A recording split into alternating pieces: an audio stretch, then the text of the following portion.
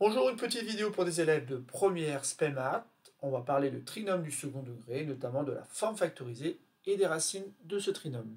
Dans ce petit exercice, il faudra déterminer la fonction polynôme p du second degré, telle que p de 2 est égal à 0, p de moins 1 est égal à 0 et p de 0 est égal à moins 5. Je vous laisse le temps d'appuyer sur pause. Il faut savoir faire ce petit exercice. C'est un exercice qui n'est pas très compliqué. Donc vous prenez le temps d'appuyer sur pause et simplement après, vous pouvez lire la suite de la vidéo afin d'avoir une correction de cet exercice. Passons à la correction de cette. Et dans un premier temps, je vais rappeler donc une propriété du cours qui dit que si f de x est une fonction polynôme du second degré, autrement dit qui s'écrit ax au carré plus bx plus c, avec un a bien sûr différent de 0, si on sait que f admet des réels x1 et x2 comme racines, alors f s'écrit sous forme factorisée, f de x est égal à a facteur de x moins x1 facteur de x moins x2. Or, justement, dans l'énoncé, on sait que p de 2 est égal à 0 et que p de moins 1 est égal à 0. Ça dit tout simplement que 2 et moins 1 sont des racines de p de x. Et ce qu'on va pouvoir faire, c'est tout simplement de remplacer dans l'expression générale de la forme factorisée.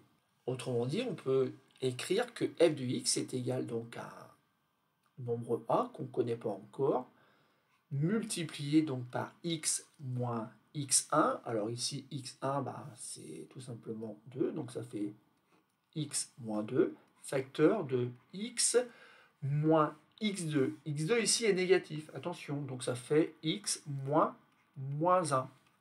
Donc bien sûr, assez vite, on peut réécrire ça de manière plus simple, en disant que p de x s'écrit donc a, facteur de x moins 2, facteur de x plus 1, avec un nombre a qui appartient à un grand R, c'est un nombre réel, mais qu'on ne connaît pas encore. Car ici, il faut bien comprendre qu'il n'y a qu'un nombre inconnu. X n'est pas un nombre inconnu. X, c'est la variable, c'est l'élément qui permet de construire donc la fonction P. Et donc, il va falloir déterminer donc ce dernier nombre inconnu qui est le nombre a. Alors, comment faire? Quand on relit l'énoncé, on apprend que on a aussi le fait que P de 0 est égal à moins 5.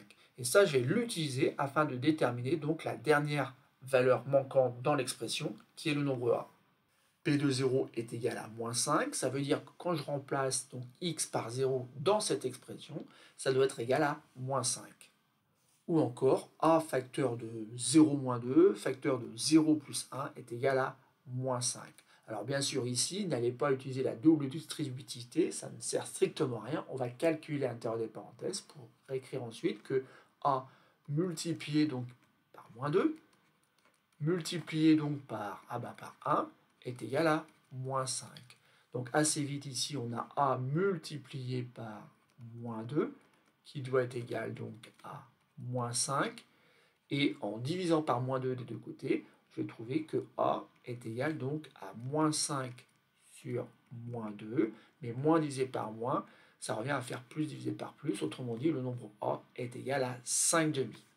On peut donc conclure que pour tout x de R, P de x s'écrit 5 demi facteur de x moins 2 facteur de x plus 1. Alors ici, on a trouvé donc la forme factorisée de P de x. Rien ne nous dit dans l'énoncé qu'il faut absolument donner la forme développée. Mais je pourrais très bien le faire, il suffirait simplement de développer cette expression et j'aurai ainsi donc la forme développée de P de x. Mais j'ai bien répondu à la consigne, j'ai bien une expression de P de x. Voilà, c'est tout pour cette petite vidéo.